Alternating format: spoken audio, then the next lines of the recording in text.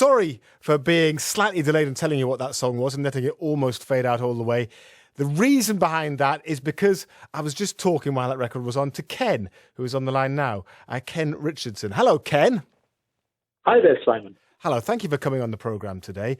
The reason that Ken is on, well, I mentioned earlier, didn't I, that it's FA Cup final day today, except there is no FA Cup final today for obvious reasons. And you, Ken, just like me, are missing it, aren't you? Very much so. Not that I've been to a cup final in my life, but I've been to one. Not to say my own team, but to be one, and that's what this occasion's all about for me. Indeed, it is. Yes. Yeah. So, what was your experience? What was your experience of a cup final then, Ken? My occasion was the FA Cup final 2015 between Arsenal and Aston Villa, where Arsenal were the most superb team I've ever seen football-wise, but Shea Given was still man of the match for Aston Villa. Yes. So there you go. There's a Newcastle connection. Yes, I was there representing Gateshead FC as one of the fans of 64 clubs who sang in a choir that were chosen in a competition to sing Abide With Me with Alfie Boe from the centre circle at Wembley Stadium that day. Because Abide With Me is the traditional pre-FA Cup final hymn, isn't it? All the way from 1927. Yeah. I remember being in the 50s, crowded around the old black and white telly, watching the man in his white coat conducting that choir, conducting the song. Yeah, been going forever. And so how did it work then? Just remind us how different people got selected to be involved. Well, mainly, I must say straight away, we're not chosen on our singing ability, even though some of us like to think we were. We were chosen for our FA Cup stories and any little story about the hymn itself, Abide With Me. So my FA Cup story was Gateshead's visit to West Bromwich Albion in 2015 in the third round, when we, unfortunately and amazingly, were beaten 7-0. But the story was all about the fantastic Heed army that were there and the crowd and how much respect we got from the West Brom fans. And actually, the 7-0 scoreline isn't perhaps the full story either, because Gateshead held their own for a good while in that game, and it was a bit maybe deceiving, that final scoreline, wasn't it?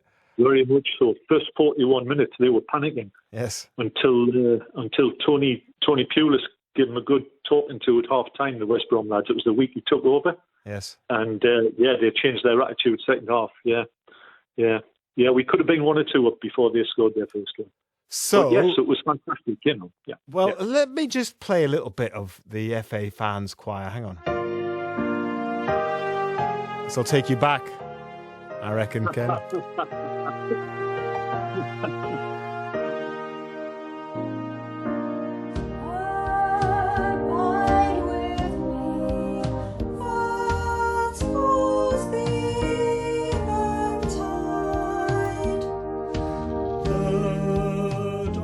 Do you know when we hear you, Ken? Well, 5th, I think. My wife and my wife's about 4th, I'm about 6th. Okay, so it'll be in a minute then. That's my wife.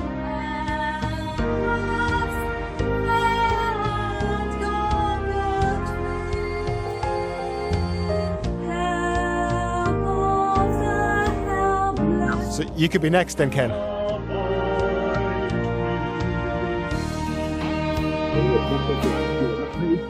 Was that you? That was me, yeah. Excellent stuff, Ken. Excellent stuff. And, I mean, you say that you weren't picked on your singing ability. Well, having heard that, I can believe that. No, not really, Ken. No, it's an excellent job. Excellent job. And it was just a way of... Yes, it was about bringing together stories, wasn't it? Well, all great stories. Part of mine was that I was an Elvis impersonator in my former years. Oh, were you? Right, and so I got mentioned on BBC quite a few times, including Dan Walker talking over Alfie Boe just starting off and saying that's Ken Richardson who supports Gateshead. I dine out on that. Excellent. So that's certainly where your 5 minutes of fame came. And very much so. Yeah. So the 2015 fans choir have reunited. Yep. That's the reason we've got you on today, Ken. Can you just explain a bit about this? Right. We try to reunite physically for things like turning on Christmas lights and weddings and birthday parties and things like that. But this time, of course, with the COVID-19, we're having to reunite virtually. So Dave Gilhooly, the Liverpool fan, has organised us to send our little contributions in, as you heard there. Yeah. He's put together a video, and with that, he's put a link through to a Just Giving page where it will actually support the NHS Together charity. And not only just to try and raise a bit of money and bring us together, but he thought it'd be a good idea if we publicised it, so as many people in the country as possible, if they wanted to, could sing the first and last verses of Abide With Me from their doorsteps, balconies, windows, whatever, at 5:30, the traditional time for singing just before the kick-off for the FA Cup final. Yes, because of course the cup final, it used to always be 3 o'clock kick-off. It's now a 5:30 kick-off, isn't it? So that would be the time to step outside and do. Just imagine that. Just imagine if it was a little bit like the Thursday evening clapping and everyone came out and did it. I took advantage of the Thursday evening clapping and whizzed round all the people I saw out clapping in my little area and gave them all the words for Abide With Me. And they suggested they come and join me today. So I'll have a little look out and see what happens. But the wind's not too good today. They might be singing it from within their houses.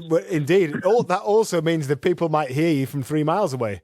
If it drifts on the wind. You just never know. I wonder where on earth is this this beautiful angelic melody coming from, they'll be wondering, Ken.